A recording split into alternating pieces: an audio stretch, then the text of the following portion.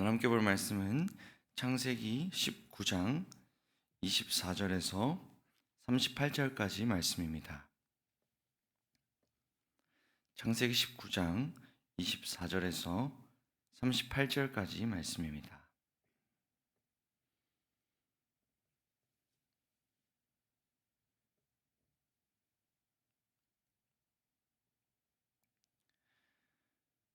주님께서 하늘 곧 주님께서 계신 곳으로부터 소돔과 고모라의 유황과 불을 소나기처럼 퍼부으셨다. 주님께서는 그 두 성과 성 안에 사는 모든 사람과 넓은 들과 땅에 심은 채소를 다 엎어 멸하셨다. 롯의 아내는 뒤를 돌아보았으므로 소금 기둥이 되었다. 다음 날 아침에 아브라함이 일찍 일어나서 주님을 모시고 서 있던 그곳에 이르러서 소돔과 고모라와 넓은 들이 있는 땅을 내려다보니 거기에서 솟아오르는 연기가 마치 옹기 가마에서 나는 연기와 같았다.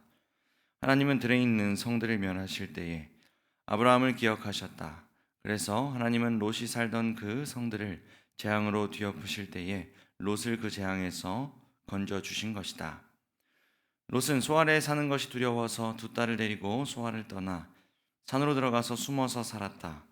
롯은 두 딸들과 함께 같은 굴에서 살았다. 하루는 큰 딸이 작은 딸에게 말하였다. 우리 아버지는 늙으셨고 아무리 보아도 이 땅에는 세상 풍속대로 우리가 결혼할 남자가 없다. 그러니 우리가 아버지께 술을 대접하여 취하시게 한 뒤에 아버지 자리에 들어가서 아버지에게서 씨를 받도록 하자. 그날 밤에 두 딸은 아버지에게서 술을 대접하여 취하게 한 뒤에 큰 딸이 아버지 자리에 들어가서 누웠다. 그러나 아버지는 큰 딸이 와서 누웠다가 일어난 것을 전혀 알아차리지 못하였다. 이튿날 큰 딸이 작은 딸에게 말하였다.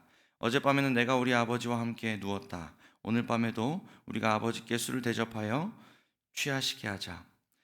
그리고 이번에는 내가 아버지 자리에 들어가서 아버지에게서 씨를 받아라. 그래서 그날 밤에도 두 딸은 아버지에게 술을 대접하여 취하게 하였고 이번에는 작은 딸이 아버지 자리에 들어가 누웠다. 그러나 이번에도 그는 작은 딸이 와서 누웠다가 일어난 것을 전혀 알아차리지 못하였다. 롯의 두 딸이 드디어 아버지 아이를 가지게 되었다. 큰 딸은 아들을 낳고 아기 이름을 모압이라고 하였으니 그가 바로 오늘날 모압 사람의 조상이다. 작은 딸도 아들을 낳고 아기 이름을 베남이라고 하였으니 그가 바로 오늘날 암몬 사람의 조상이다. 아멘. 오늘 본문은 소돔과 고모라 땅에 하나님의 심판이 임하는 모습과 또 그 심판으로부터 건짐을 받은 자들의 모습이 나옵니다. 지난 말씀을 통해서 소돔과 고모라의 죄악된 모습과 그 도시로부터 롯의 가족을 건져내시는 하나님을 보았습니다.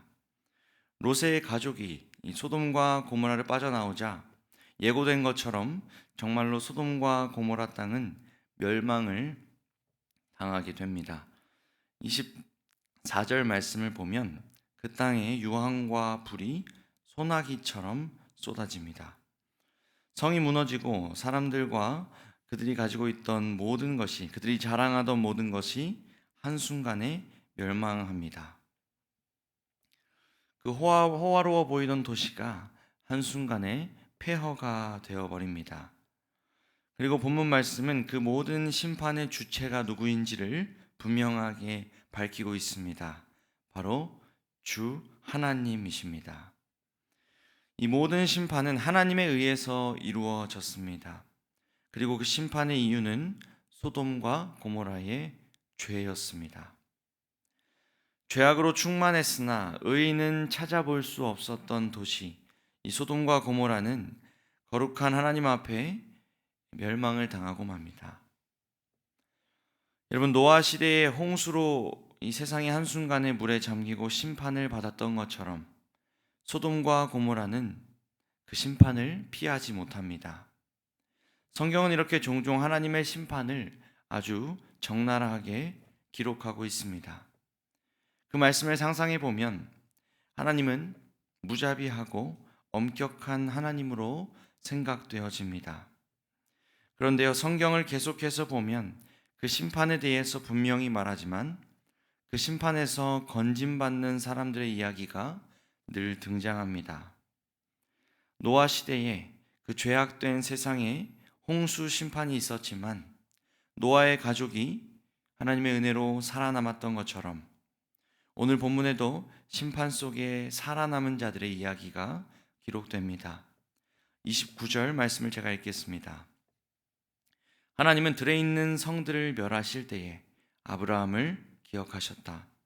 그래서 하나님은 롯이 살던 그 성들을 재앙으로 뒤엎으실 때에 롯을 그 재앙에서 건져 주신 것이다. 그렇습니다. 여러분, 하나님은 아브라함을 기억하셨습니다. 그리고 그의 조카 롯의 가족을 소돔과 고모라로부터 건져내 주십니다. 롯이 무언가를 잘했기 때문이 아니었습니다. 우리가 어제 본문에서 보았던 것처럼 이 롯은 소돔과 고모라를 떠나기를 머뭇거리던 이 연약한 한 사람에 불과했습니다. 하지만 하나님께서 그와 그의 가족들에게 은혜를 베푸시고 심판의 날을 피하게 해주셨습니다.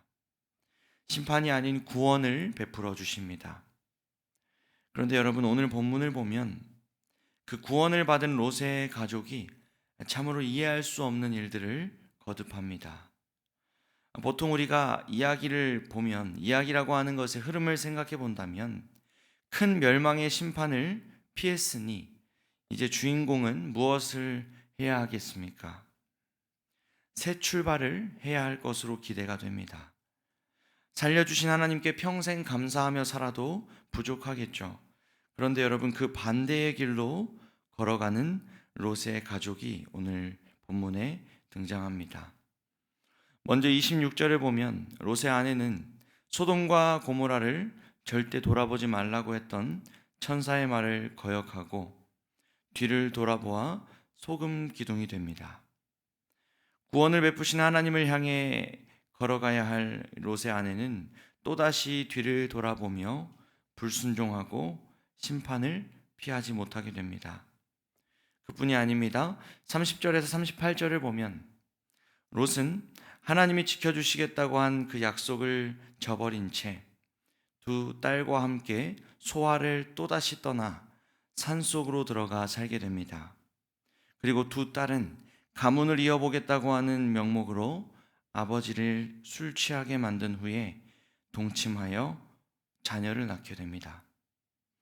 이들이 아무렇지 않게 이런 정말로 흉측한 일을 하게 되는 것은 아마도 소돔과 고모라에서 배운 죄의 모습을 그대로 행했던 것이었을 겁니다.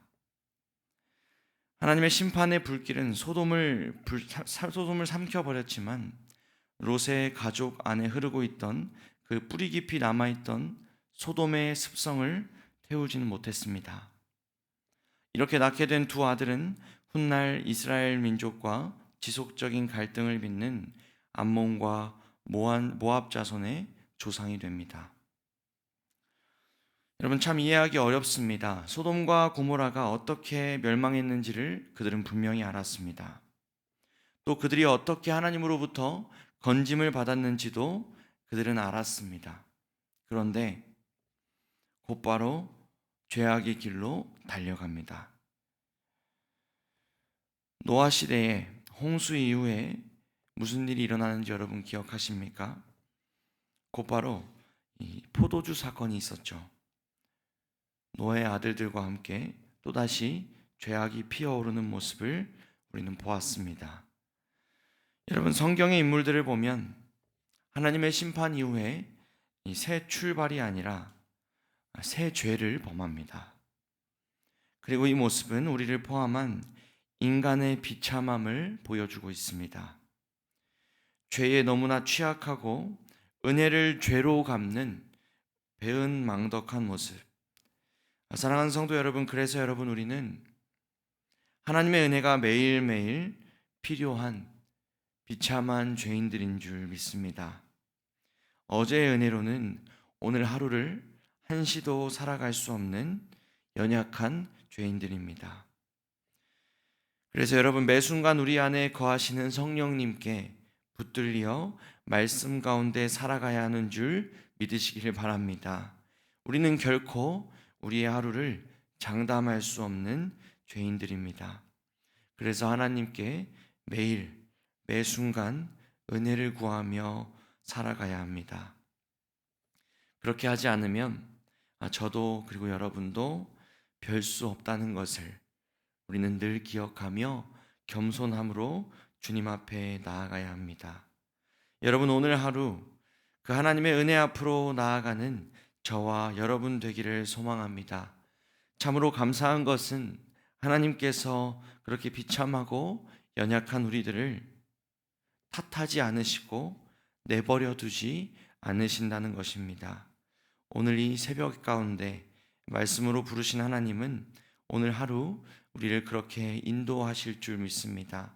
그 하나님께 붙들려 이끌려 살아가는 저와 여러분 되시기를 주님의 이름으로 축복합니다. 같이 기도하겠습니다.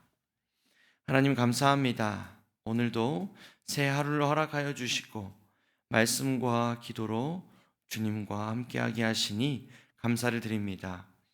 주님, 오늘 본문 속에서 아브라함을 기억하시고 롯의 가족을 구원하신 것처럼 우리를 구원해 주신 그 은혜에 감사를 드립니다. 그러나 주님, 우리 역시 롯의 아내와 그의 딸들과 별반 다르지 않은 죄인임을 고백합니다. 한시도 주님의 은혜가 아니면 살아갈 수 없는 연약한 죄인입니다. 주님, 우리를 불쌍히 여겨주시고 오늘 하루도 그 하나님의 은혜에 젖어 살아갈 수 있도록 인도하여 주시옵소서. 어제의 은혜가 아니라 오늘의 은혜를 또다시 구하며 살아가는 우리 더 향상의 공동체 될 수 있도록 주님 인도하여 주시옵소서. 주님, 육신의 질병 가운데 놓인 이들이 우리 가운데 있습니다. 모든 치료와 회복 과정 가운데 주님 함께하여 주시고 붙들어 주시옵소서. 건강한 모습으로 함께 예배하는 그날이 속히 올 수 있도록 주님 인도하여 주시옵소서. 감사드리며 살아계신 예수님의 이름으로 기도드립니다. 아멘.